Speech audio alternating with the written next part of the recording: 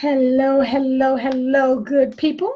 Hello, good people. I am Dr. Hollie Kelly, and this is Dr. Kelly's perspective for Wednesday, September 12th. Okay, I had a couple of difficulties this morning, but I am here, a little late, better late than never. I've already entitled this perspective, How Did You Start? And actually, I could have entitled it, We Teach Them How to Treat Us. I thought about bringing this perspective. Good morning, Patricia. Good morning for all who are joining me on Periscope. I told y'all Periscope is too little, but good morning, good evening. Good evening, Periscope. Okay, so I could have entitled this, We Teach People How to Treat Us. I was in a meeting a few weeks ago, and this idea came to me, and I thought I'd bring it to you this morning. We have to remember, we have to be aware of and be conscious of how we start a thing. And it really shows up at work.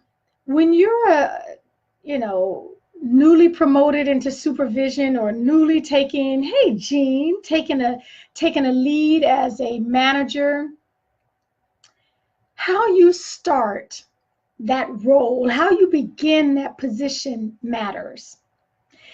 I watched someone come in new, an experienced supervisor, experienced leader, very naturally friendly and talkative and gregarious as a personality, good people. No complaints whatsoever. But I watched this person come in and from the very beginning was very friendly and talkative and, would take a 30-second subject and turn it into a 8-minute discussion, and very disarming in the way that this person addressed everybody. I mean, everybody was free and able and willing to come up and have any kind of conversation whatsoever. Lots of laughter. Hello from Moscow to you too. Lots of laughter and joking, and because that's the way this personality works. Well, we have to remember that until people know you, until they have worked with you for a while, it's just a person thing. It's not, oh, you're a bad leader and that's why that happened to you. No, it's just the way it is, because we teach people how to treat us. So because the person started out very jovial and everything has a joke attached to it, everything has a joke attached to it. I watched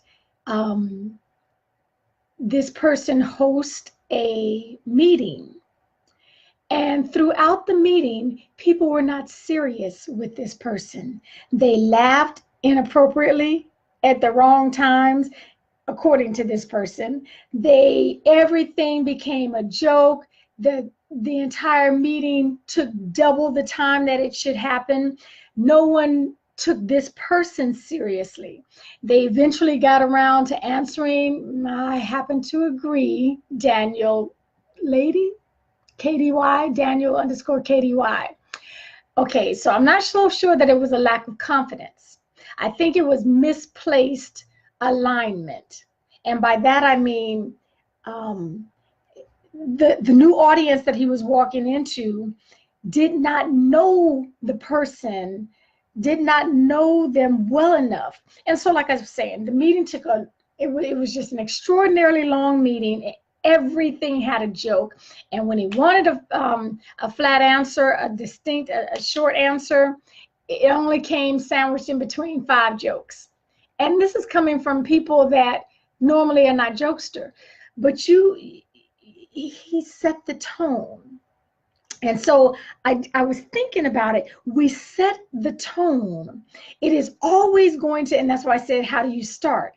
It's always going to be easier to start out stern and firm, and then relax the tone, relax the environment after everyone knows and understands where you come from.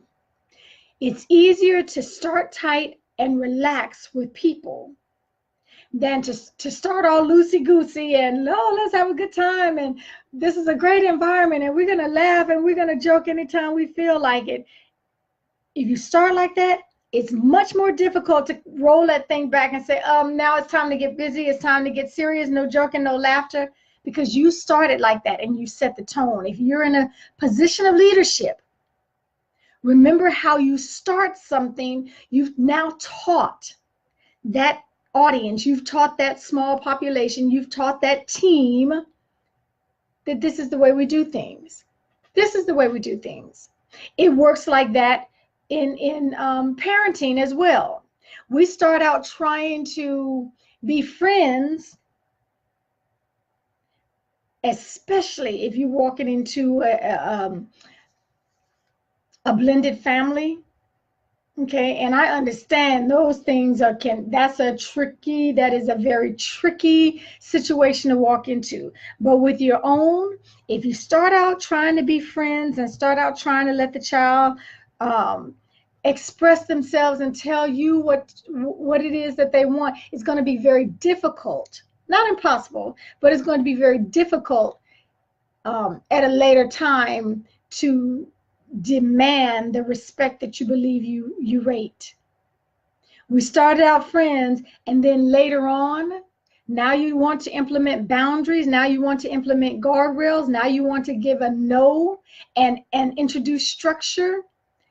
Not impossible, but when you start out free and loosey-goosey and carte blanche and everyone has, okay, it's difficult to roll that thing back.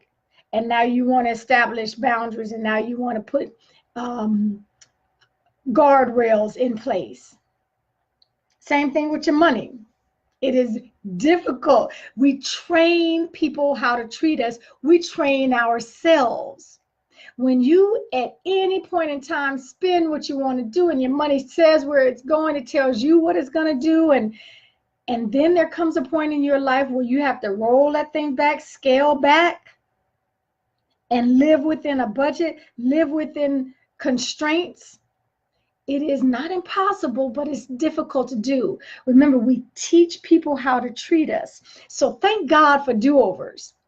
Okay, you can always come in and start afresh and start anew, but you lose a few people. You sometimes lose some credibility depending on who your audience is, because now they think you are flipping on them, and okay, and then they'll assign all kind of labels to you.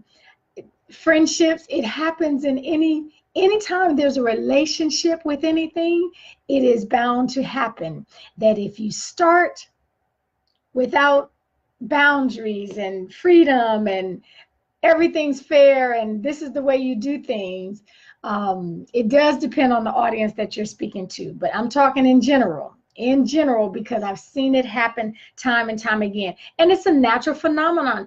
We teach people how to treat us because you've taught them. You've taught them, you've explained to them, you've demonstrated, you've lived out in front of them that this is the way you operate. So they believe that. When you flip the switch to 180 and now you want to set boundaries, and now you want to put up guardrails, and now you want to hold a different standard, can people adjust? Yes, we do it every day, all day, you know. But there's some consternation when you do that. So I just saw that live and in color, and the person didn't even realize. The person didn't even realize that they had set themselves up for that. And really got a little irritated that everybody was joking around and playing around when, again, they didn't realize that they set it up because you set the precedent. It's very noticeable when you're new and coming in. So just remember that how you start makes a big difference to the trajectory of a relationship. Not that it can't be turned around, not that you can't stop being friends with your teenagers and now start to parent. It just makes it a little more difficult. Not that you cannot get your budget, get your debt, get your spending in control. It just makes it a little more difficult. But we're off quick, we're off easy. Things that no longer are working for us, we get a chance to do over a lot of things. That is my offering to you. Thank you for joining with me. Think about it. That's the challenge. When you see, and my goodness, and all of a sudden now they want to keep, okay, hey, Ernestine, glad I saw you down there. And Alicia, Miss Engaged Alicia. So that is what I want to offer you. Watch how you start a thing because you've taught someone how to treat you. Okay, that is my offering to you today. Again, thank you for joining me. Thank you for interacting with me. And until next time, take real good care of yourselves.